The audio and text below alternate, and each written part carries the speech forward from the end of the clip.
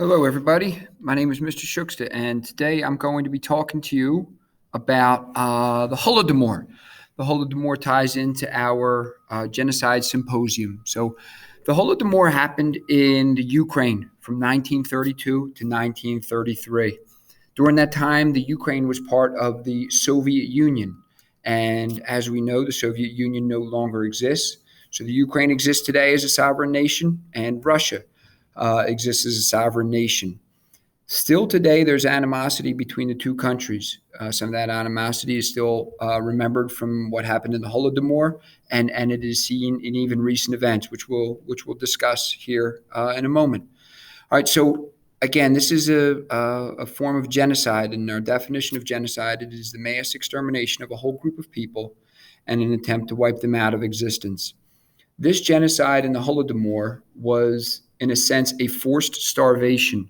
The vast majority of people that died in this genocide happened as a result of starvation.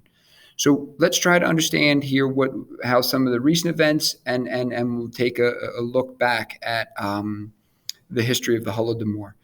I want to start here first with this map here. This map highlighted in pink here is the extent of the former Soviet Union. Countries like Kazakhstan and Estonia, Latvia, Lithuania, the Ukraine were all part of the Soviet Union. Well, right down here is the Ukraine. If you notice its strategic location on the Black Sea. This was very important to the Soviet Union because the Soviet Union didn't have much in terms of warm water ports. They had cold water ports to their north and to their west. So this access to the Black Sea was vital. If you notice, Ukraine controlled about half of that access to the sea. Fast forward to today, if you notice on this map of the Ukraine, this peninsula down here is a peninsula known as the Crimean Peninsula. Well, in 2014, Russian forces actually went into the Crimean Peninsula and annexed that peninsula. To annex a territory means that you simply go in with your military force and take it by control, by military control there. So in 2014, this part of what used to be the Ukraine was annexed by Russia and remains today some Russian provinces. So as you can imagine, the tension still exists between the Ukraine and Russia today. Here's our picture of Russian President Vladimir Putin and some pictures of the annexation that was going on at the time. So what we want to take a look at today, though, is the events of the 1930s that became known as the Holodomor. To understand the events, like I said, we have to understand Ukraine's importance, especially to the Soviet Union. The Ukraine was known as the breadbasket of Europe, and it produced about 25% of the food for the old Soviet Union.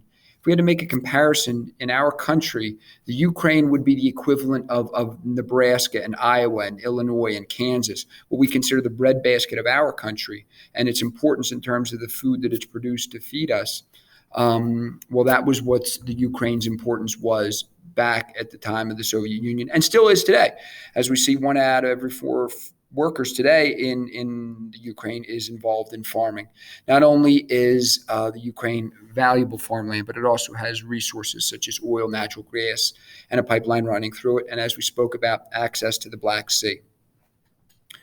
So how did these events come about? Well, Joseph Stalin was the leader of the Soviet Union. He comes to power in 1924. And Joseph Stalin realized that he had a dream of modernizing and making the Soviet Union into a world power. He wanted to modernize the industry. He wanted to modernize the military. And he wanted to modernize the agriculture. Agriculture is so important. You got to be able to feed a growing population and sustain that population. So Stalin had a plan, and he introduced what he referred to as agricultural collectivization. What he meant by this was that basically the government would take over all the farmland in the country. That the Soviet government would control the production, the distribution, everything that had to do with farming. Well, if you were a farmer in the Ukraine at this time, this probably didn't sound too good to you. As you imagine, there were some pretty wealthy farmers, and these people were known as kurkels in the Ukraine, wealthy private farmers. who were now having their farms taken over by military force at the hands of the Soviet government right there. So by 1930, Stalin begins takes some very dramatic steps here. The first thing he does is sends in the military to claim the lands by force there.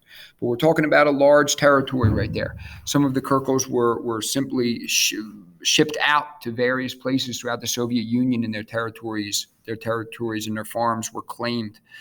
For the remaining Kirkles and the remaining farmers that stayed, Stalin begins to institute what he referred to as agricultural quotas and began to blockade the cities. So what happened is for the farmers that stayed, the Soviet Union would institute a extremely high quota on any food that was produced, quotas that would never have been able to be reached. Also blockaded the cities. Nothing was going in and out of these towns right there. So if I'm a farmer and I can't export my crops, I'm not being able to make money and I'm not going to be able to survive.